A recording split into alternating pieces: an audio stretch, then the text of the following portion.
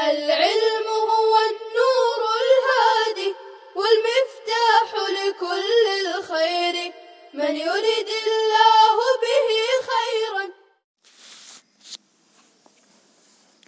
الحمد لله رب العالمين والصلاة والسلام على سيد الأنبياء والمرسلين سيدنا محمد وآله وصحبه أجمعين. أعوذ بالله من الشيطان الرجيم. بسم الله الرحمن الرحيم. ومنهم من يقول ائذن لي ولا تفتني،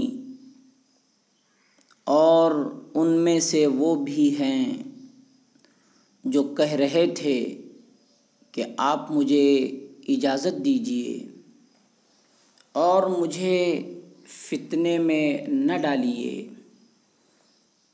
الا فی الفتنۃ سقطوا، سنو فتنے میں تو وہ گر چکے ہیں. وَإِنَّ جَهَنَّمَ لَمُحِيطَةٌ بِالْكَافِرِينَ، اور یقیناً جہنم کافروں کو گھیرے ہوئے ہے. ان تصبک حسنۃ تسؤہم، اگر آپ کو بھلائی پہنچے تو انہیں بری لگتی ہے.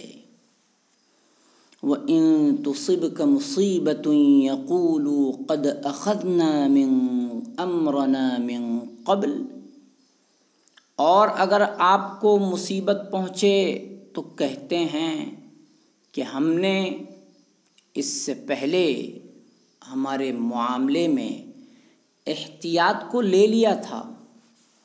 وَيَتَوَلَّوْا وَهُمْ فَرِحُونَ، اور وہ لوٹتے ہیں اس حال میں کہ وہ خوش ہوتے ہیں.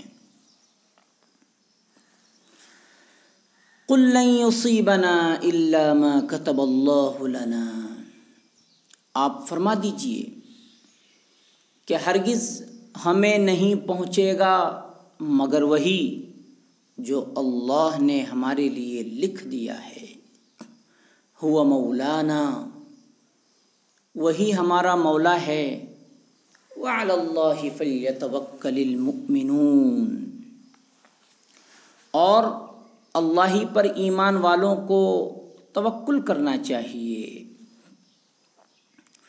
قُلْ هَلْ تَرَبَّصُونَ بِنَا إِلَّا إِحْدَى الْحُسْنَيَيْنِ، آپ فرما دیجئے کہ تم ہمارے بارے میں منتظر نہیں ہو مگر دو بھلائیوں میں سے ایک کے.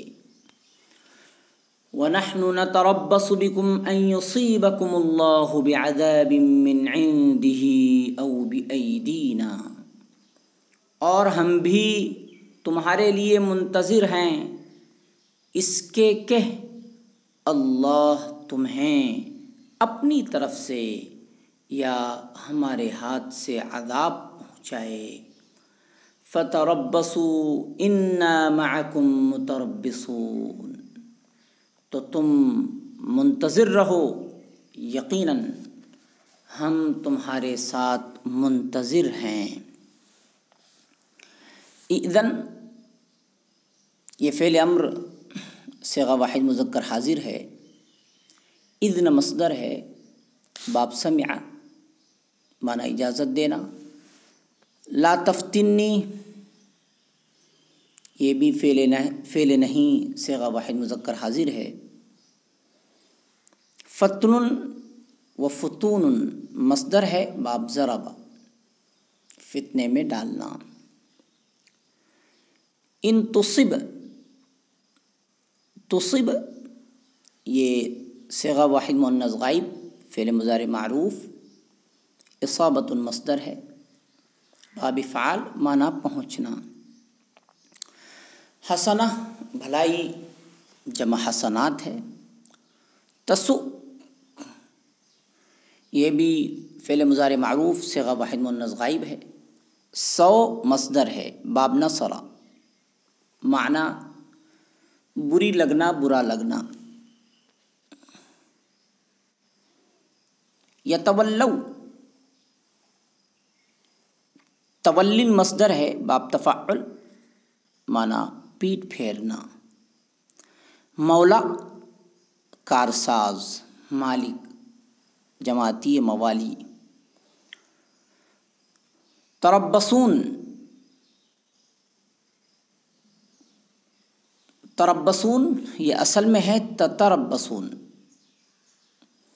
اس لیے کہ یہ فعل مضارع معروف یہ صیغہ جمع مذکر حاضر ہے، تو ایک تو خود فعل کی تا ہے اور ایک علامت مضارع کی تا ہے، تو دو تا ہونی چاہیے، لیکن یہاں ایک ہی تا ہے، اس لیے ہم کہہ رہے ہیں کہ تربصون اصل میں تتربصون ہے، ایک تا کو تخفیف کے لیے حذف کر دیا ہے۔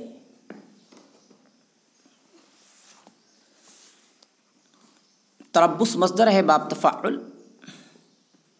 معنی انتظار کرنا۔ الحسنیین یہ حسنہ کا تثنیہ ہے، اور حسنہ احسن اسم تفضیل کا مؤنث ہے۔ ومنہم من یقول ائذن لی ولا تفتنی، واو استنافیہ ہے، منہم جار مجرور مل کر خبر مقدم ہے، اور من یہ اس میں موصول مبتدا ہے۔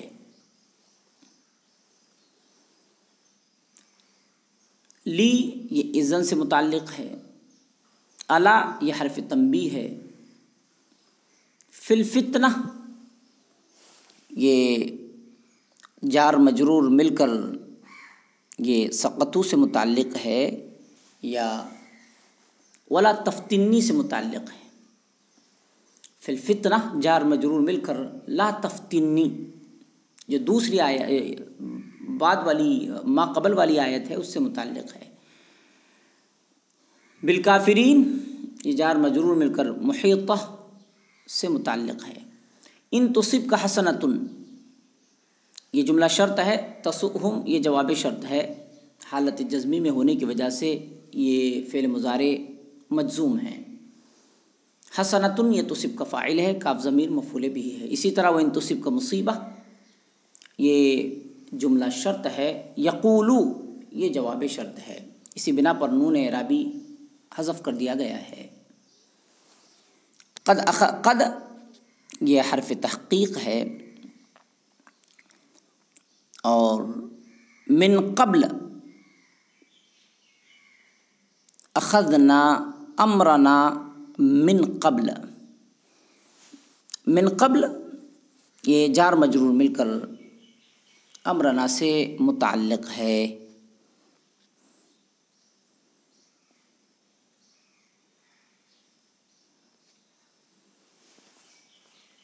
اخذنا سے متعلق ہے، عفواً امرنا نہیں بلکہ اخذنا فعل سے متعلق ہے۔ وَيَتَوَلَّوْا وَهُمْ فَرِحُونَ میں جو واو ہے یہ واو عاطفہ ہے،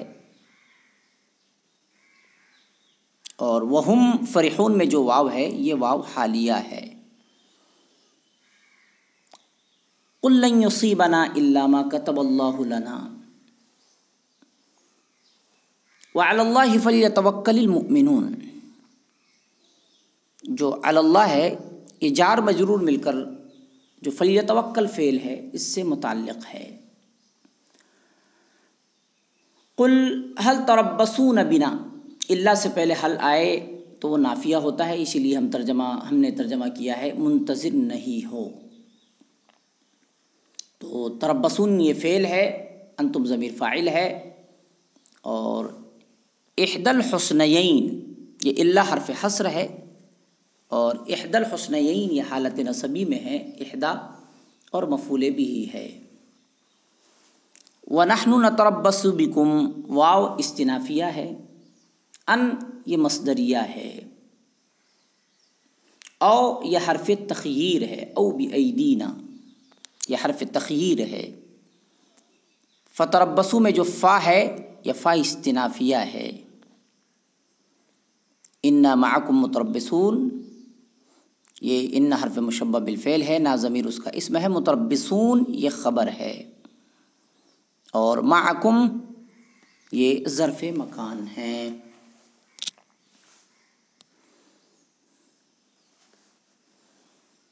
گزشتہ سبق کی آیات کی تشریح بھی باقی ہے، چنانچہ ہم آیت نمبر 44 سے تشریح آیات کا آغاز کر رہے ہیں۔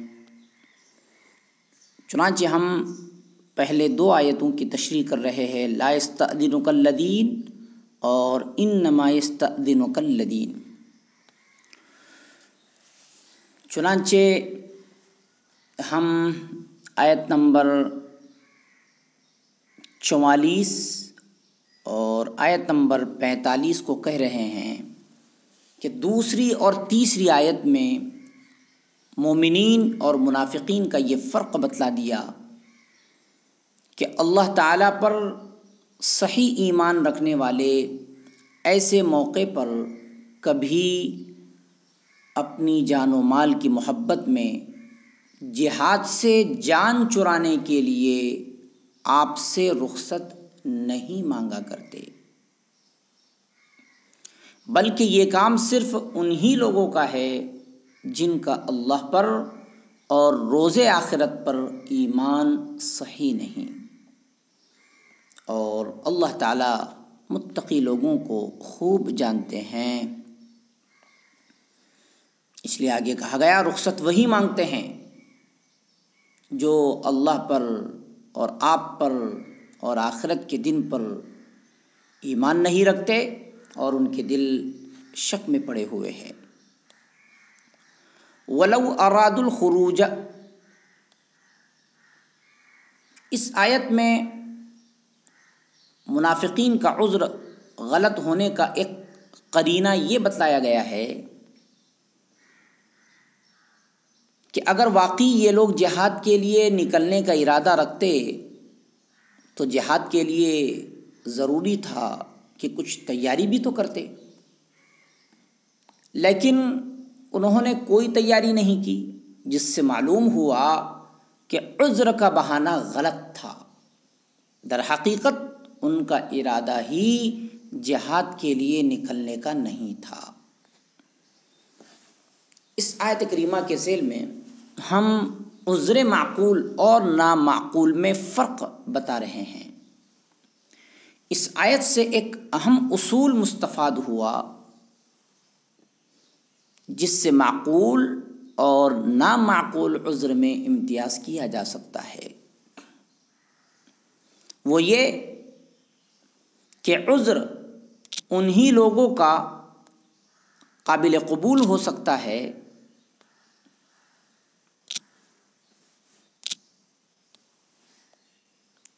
جو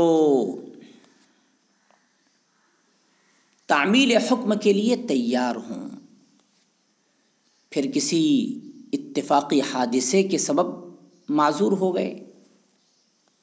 معذوروں کے تمام معاملات کا یہی حکم ہے، جس نے تعمیل حکم کے لیے یعنی حکم پر عمل کرنے کے لیے کوئی تیاری ہی نہیں کی اور ارادہ ہی نہیں کیا، پھر کوئی عذر بھی پیش آ گیا تو یہ عذر بدتر گناہ کی ایک مثال ہوگی، صحیح عذر نہ سمجھا جائے گا۔ جو شخص نماز جمعہ کی حاضری کے لیے تیاری مکمل کر چکا ہے اور جانے کا ارادہ کر رہا ہے کہ اچانک کوئی ایسا عذر پیش آ گیا جس کی وجہ سے نہ جا سکا، تو اس کا عذر معقول ہے، اور اللہ تعالیٰ ایسے شخص کو اس کی عبادت کا پورا اجر عطا فرماتے ہیں۔ اور جس نے کوئی تیاری کی ہی نہیں، پھر اتفاقاً کوئی عذر بھی سامنے آ گیا تو وہ محض ایک بہانہ ہے۔ صبح کو سویرے نماز کے لیے اٹھنے کی تیاری پوری کی، گھڑی میں الارم لگایا یا کسی کو مقرر کیا جو وقت پر جگائے، پھر اتفاق سے یہ تدبیریں غلط ہو گئیں جس کی وجہ سے نماز قضا ہو گئی، جیسے رسول اللہ صلی اللہ علیہ وسلم کو لیلۃ التعریس میں پیش آیا کہ وقت پر جاگنے کے لیے یہ انتظام فرمایا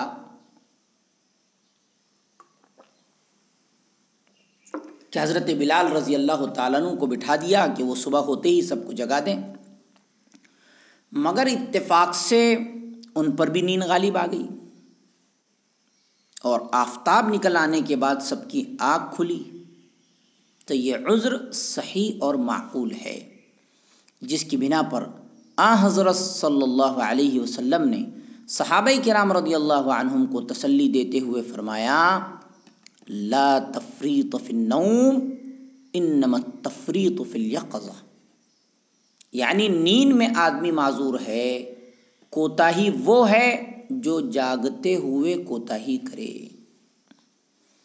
وجہ یہ تھی کہ اپنی طرف سے وقت پر جاگنے کا انتظام مکمل کر لیا گیا تھا۔ خلاصہ یہ ہے کہ تعمیل حکم کے لیے تیاری کرنے یا نہ کرنے ہی سے کسی عذر کے معقول یا نامعقول ہونے کا فیصلہ کیا جا سکتا ہے۔ محض زبانی جمع خرچ سے کچھ نہیں ہوتا۔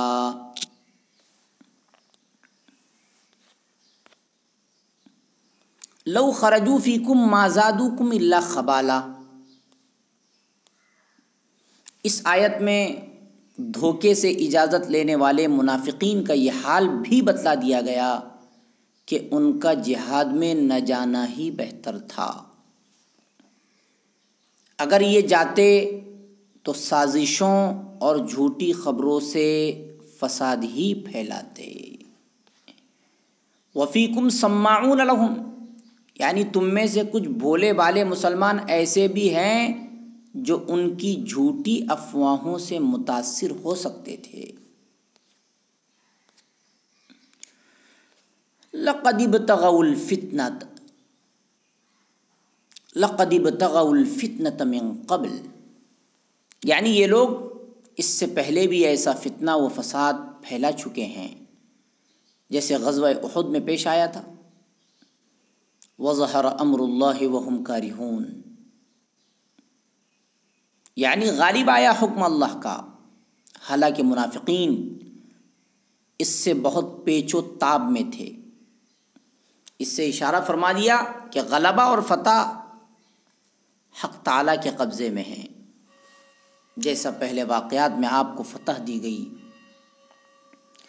اس جہاد میں بھی ایسا ہی ہوگا اور منافقین کی سب چالیں ناکام ہو جائے گی۔ بقیہ آیات کریمہ کی تشریح آئندہ درس میں کی جائے گی۔ صلی اللہ تعالی علی خیر خلقہ سیدنا محمد وآلہ وصحبہ اجمعین برحمتک یا ارحم الراحمین۔ السلام عليكم، لا تنسوا الاعجاب بالفيديو والاشتراك في القناة تشجيعا لنا لنستمر بنشر المزيد إن شاء الله.